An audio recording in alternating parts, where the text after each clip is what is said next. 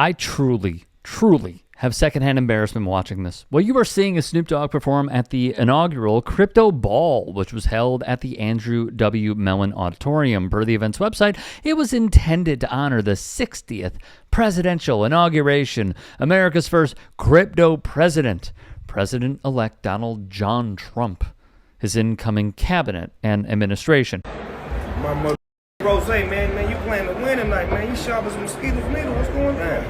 That's that crypto, see? They let a real crip up in the crypto ball. Ooh. Bang, bang. But it was not just Snoop. Rick Ross was also in attendance, taking to the stage to give a half-blank performance as he sang out the lyrics, at least in this clip, to All I Do Is Win. Who else joined the MAGA train? That would be a millennial favorite, Soulja Boy. He told you why, so let's hear from him. They pay me a bad. Obama ain't never put no money in my fucking pockets, nigga. Kamala ain't never put no money in my pockets. Trump put money in my pockets, nigga. When motherfuckers are trying to say something about me performing at the crypto ball party, did Kamala call my fucking phone? Did Obama call my motherfucking phone?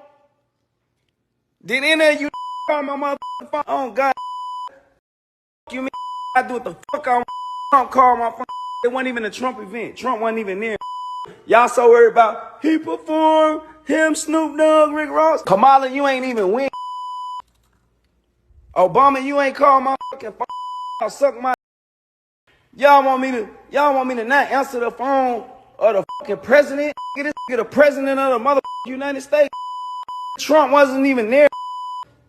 It wasn't even a Trump event. It was the crypto ball for crypto. Y'all can suck. Counsel me all day. On my I don't give a fuck when nobody talking about what the fuck I want to do. And I'll go again. Incredible. No notes. Another performer, Nelly. And maybe we know why he did this. Take a look at a concert he had. These seats are completely empty. So let's just use some logic. It's an honor for me to perform for the House. You know, for the chair, president. I never thought.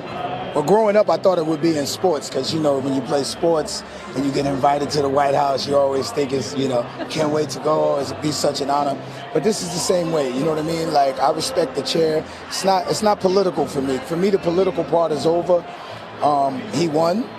And, you know, growing up, I was taught to respect the office. So, you know, Nelly's here. If the men and women of this country can put their life on the line for a president that they may not have voted for, I can definitely perform for the office. Hey guys, quick break in the action. I have a new show coming out called The Rick Strom Show. It is going to be awesome. I'm interviewing musicians, athletes, producers, writers, journalists, authors, sports doctors. Go check it out at youtube.com/@TheRickStrom Show. Also be sure to throw me a follow on Instagram, Threads, Blue Sky. It can all be found in the description box below. Thank you. I apologize. I didn't know that I had to agree with your political choices, and I thought it was the things that you do, not the things that you say should be done.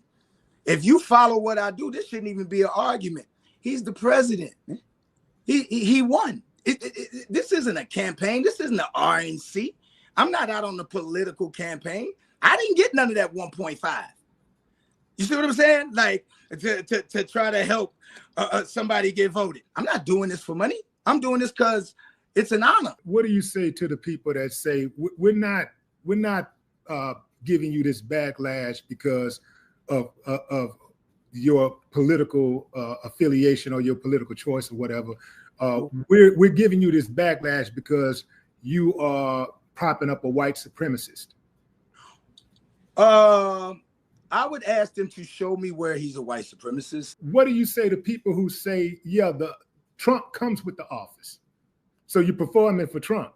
His name is on the inauguration. Well, more than half this country voted for Trump. If you respect the process when the process works in your favor, respect the process when it don't work in your favor. A lot here. Let's discuss. On the Snoop Dogg front, let's not forget these 3 pieces of video. So ain't nobody gonna perform for Donald Trump, huh?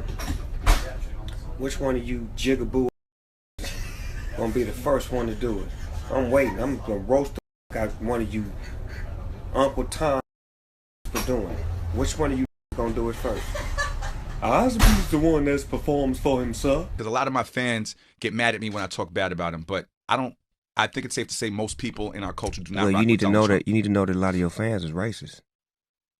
Ain't no way around. Don't even try to put no. I don't even want to put anything around. I do. I don't give a. I Yeah. tell them straight up, mother. If you like that, you racist. You and him. Now what? All right. Draw the line. He drew the lines. Exactly. He drew the mother lines. Before him, there were no lines. Everybody was everybody. We respected everything. We didn't trip. But when you drew the line and start pointing out and singing, y'all didn't. Yeah, that's how I feel. You and them. If you're just tuning in, we're talking Kanye about Donald too. Don't forget about him too. I just want to say this real quick. Now on the political shit. All you people for the federal government that not getting paid right now, ain't no fucking way in the world y'all can vote for Donald Trump when he come back up again. If y'all do vote for him, y'all some stupid motherfuckers. I'm saying that to y'all early. All you federal government people that's not being paid, that's being treated fucking unfairly right now, not being paid, that's so terrible.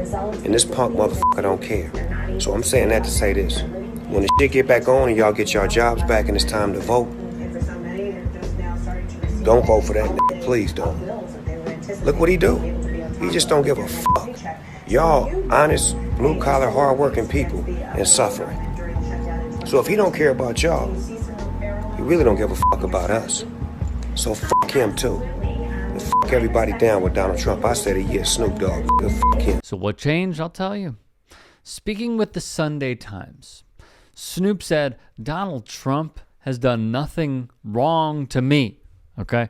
He said, he's only done great things for me. He pardoned Michael Harris.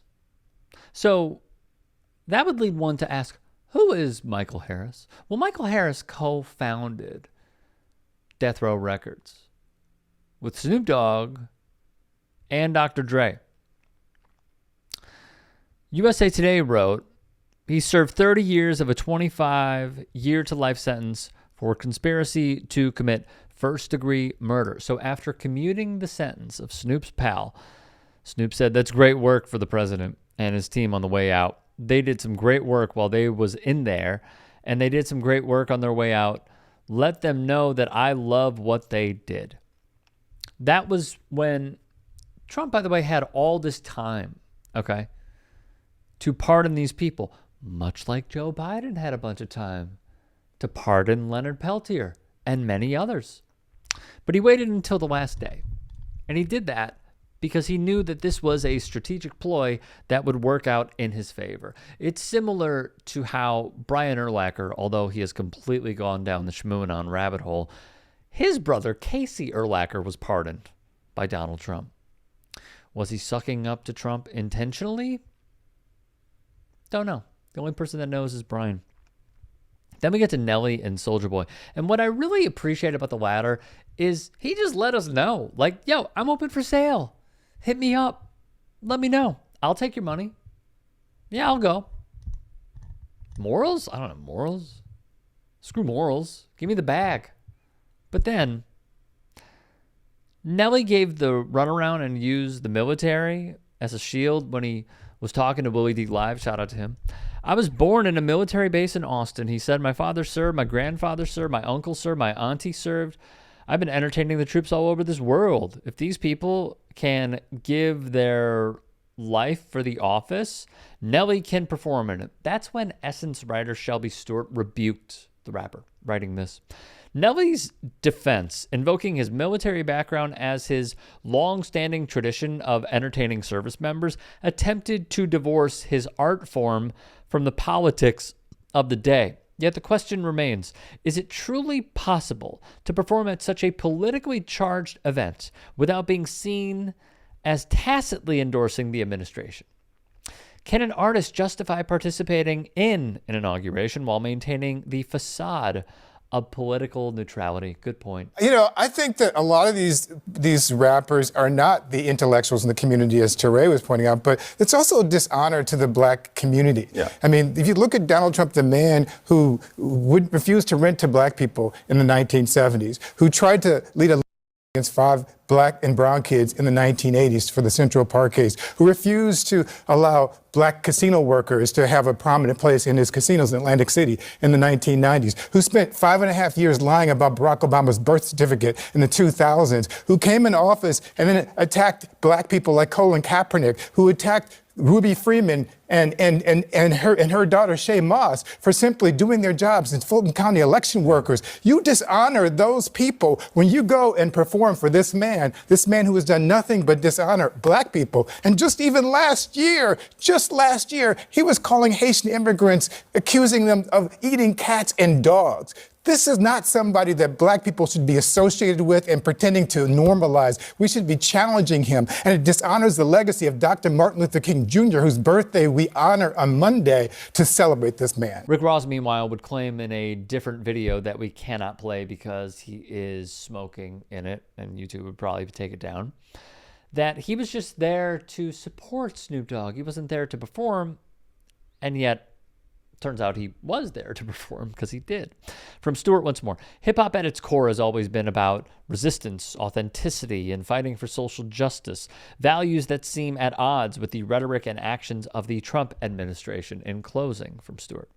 Angela Davis once asserted that politics and political affiliation are bound up with and flow from participation in my people's struggle for liberation.